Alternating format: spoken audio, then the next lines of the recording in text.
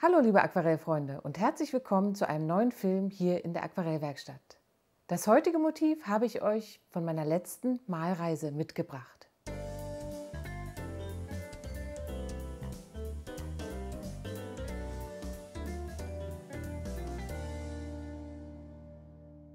Wie ihr ja vielleicht schon wisst, ist das Erstellen von YouTube-Filmen hier alle 14 Tage für euch nur ein Teil meiner Arbeit. Ich bin Malerin und Aquarelldozentin und veranstalte Kurse, Malreisen und Workshops. Meine Malreisen sind dabei immer ganz besondere Höhepunkte. In einer Gruppe, so von 10 bis 12 Personen ungefähr, malen wir zwischen 3 und 5 Tagen sehr intensiv gemeinsam.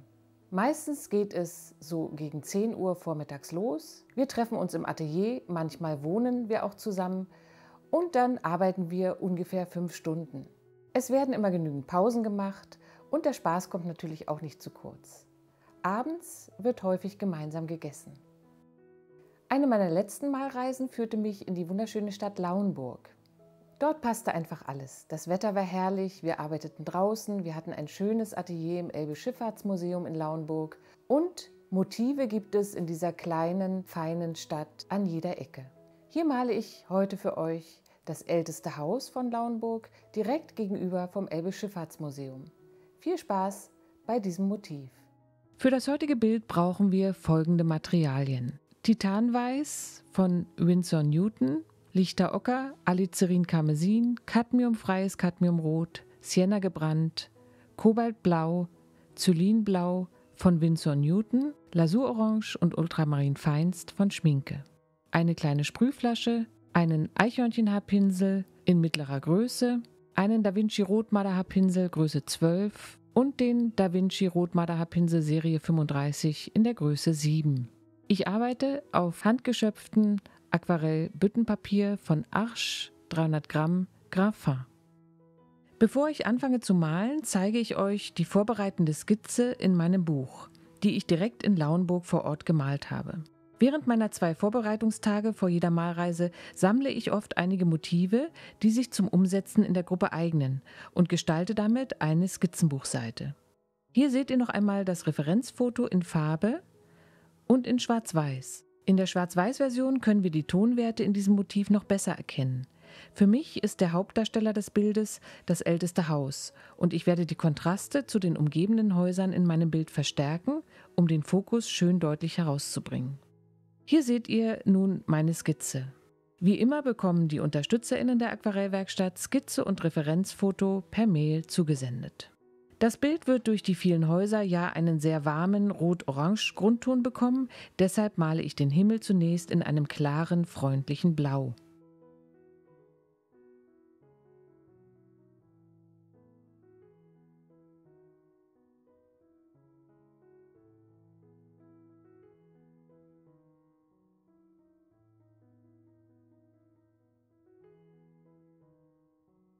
Die Häuser werden im ersten Farbauftrag mit verschiedenen Mischungen aus Lichter Ocker, Sienna gebrannt und etwas Alizarin Karmesin an den tropfnassen Himmel angefügt. Zwischen Himmel und Häusern gibt es keine scharfen Kanten und innerhalb der Häuser sollen sich die Farben auf dem Papier gut vermischen können.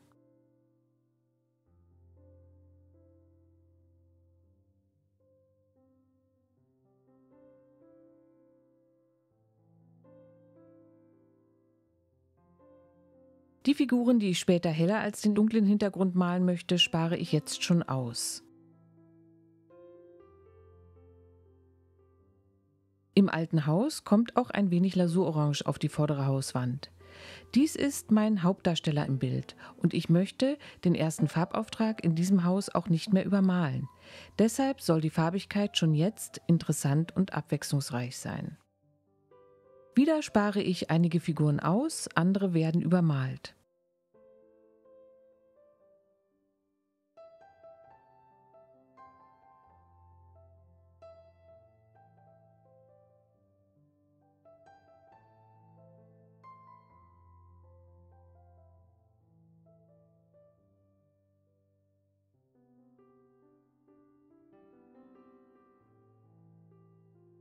Ihr seht, wie sich die Hausdächer und der Himmel miteinander verbinden.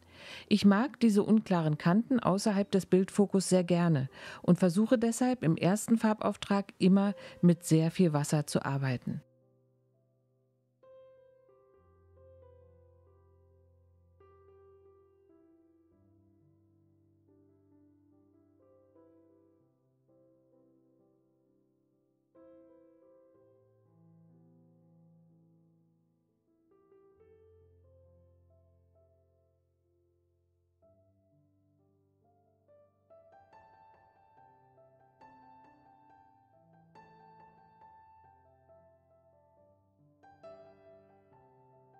Auf der Straße setze ich zunächst einen Strich klares Wasser und füge dann lichter Ocker, etwas Orange und zum Schluss Sienna gebrannt mit Ultramarin gemischt hinzu.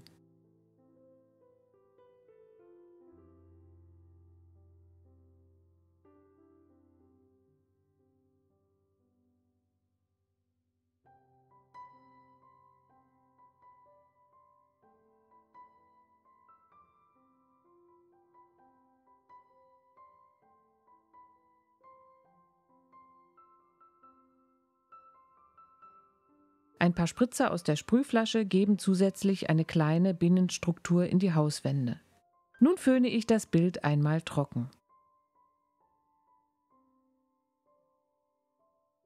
Im zweiten Farbauftrag arbeite ich jetzt mit dickeren und dunkleren Mischungen. Ich beginne mit Ultramarinblau, Sienna gebrannt und ab und an ein wenig Alizarin-Karmesin und male die linken hinteren Häuser in einer großen dunklen Form. Hier achte ich darauf, dass die Farben ständig variieren. Ich beginne mit einer etwas kühleren Farbtemperatur im oberen Bereich und ende unten mit wärmeren Rottönen.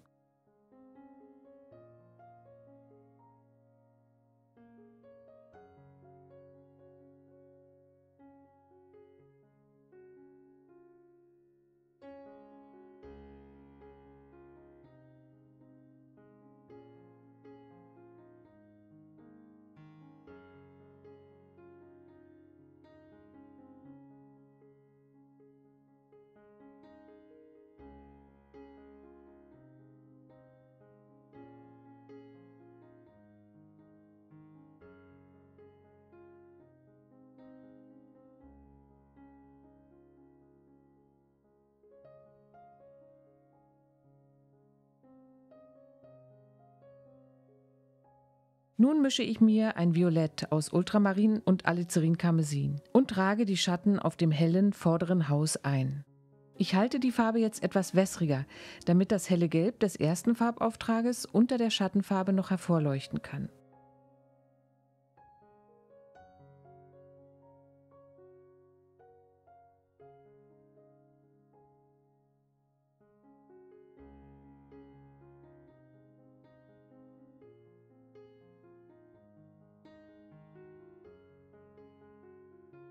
Um die Figuren male ich herum und unter den Tischen setze ich einfach nur ein paar abstrakte Striche. So muss ich Stühle und Tischbeine nicht einzeln malen und der Fokus wird später mehr auf den Personen liegen.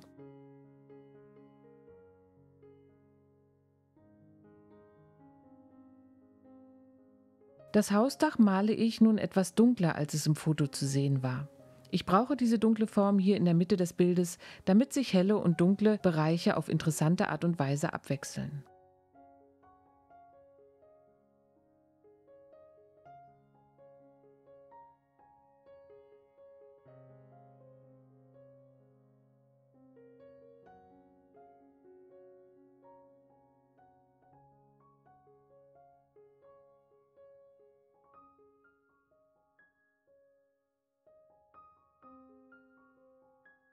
Hier rechts möchte ich später zwei Fahrradfahrer malen.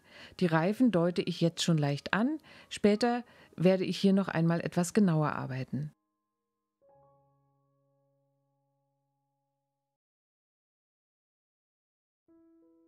Den Schatten in den rechten hinteren Häusern male ich wieder mit der Violettmischung aus Ultramarinblau und Alizarin-Karmesin.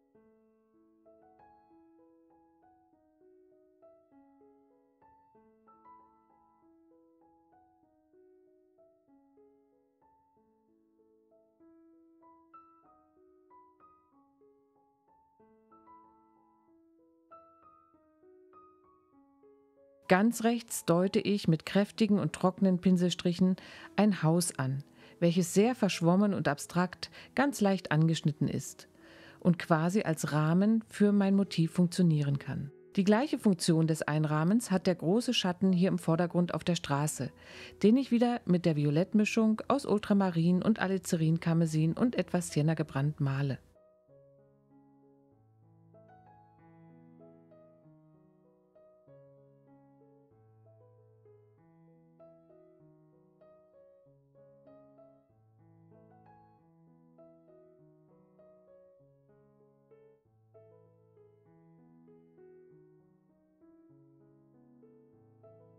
Ich habe jetzt wieder geföhnt und man sieht sehr schön, wie hell das Bild auftrocknet. Man kann also, wenn man mit viel Wasser malt, immer etwas dunkler malen, als es letztendlich erscheinen soll.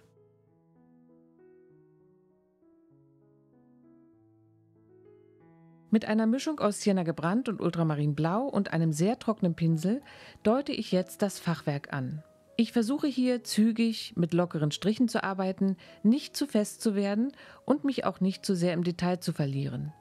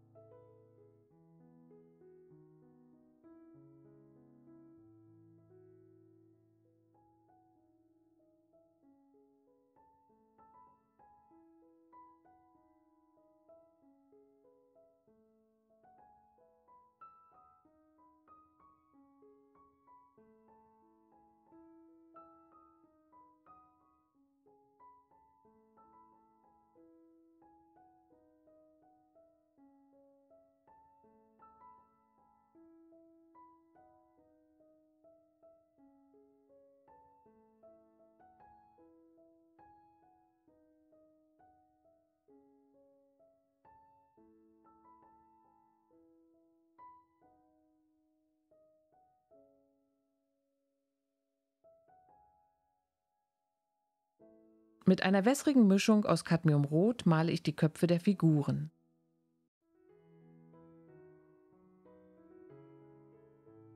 Für die Kleidung kann man einerseits Farben verwenden, die noch nicht im Bild vorgekommen sind. Hier zum Beispiel Lavendelblau. Oder aber man nimmt die schon vorher verwendeten Farben. Dann fügen sich die Figuren harmonischer ins Gesamtbild ein.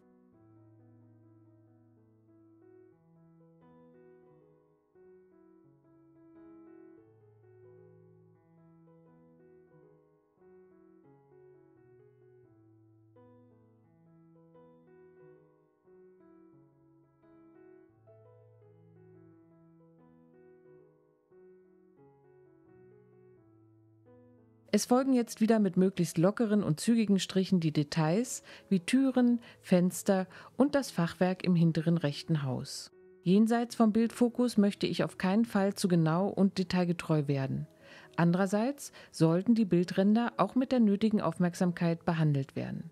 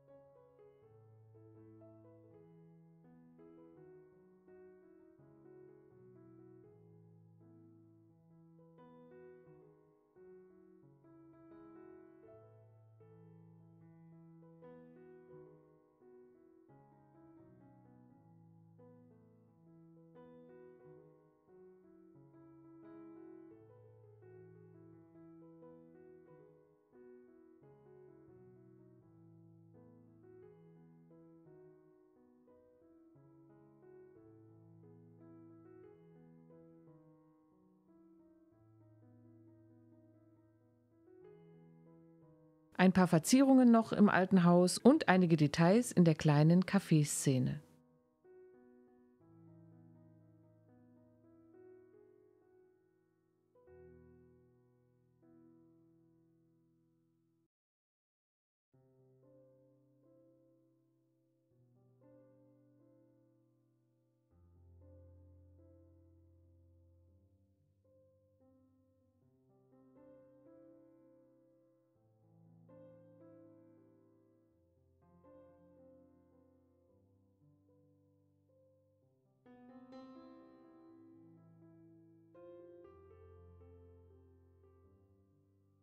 Zum Schluss setze ich noch einige Highlights mit Titanweiß direkt aus der Tube.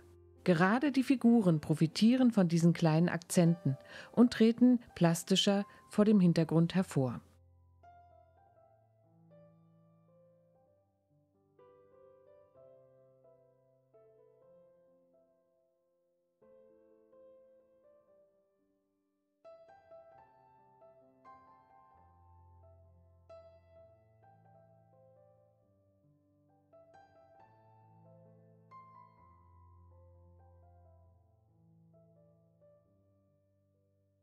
So, ich hoffe, mein Motiv hat euch gefallen und ihr habt Lust, es jetzt auch einmal auszuprobieren.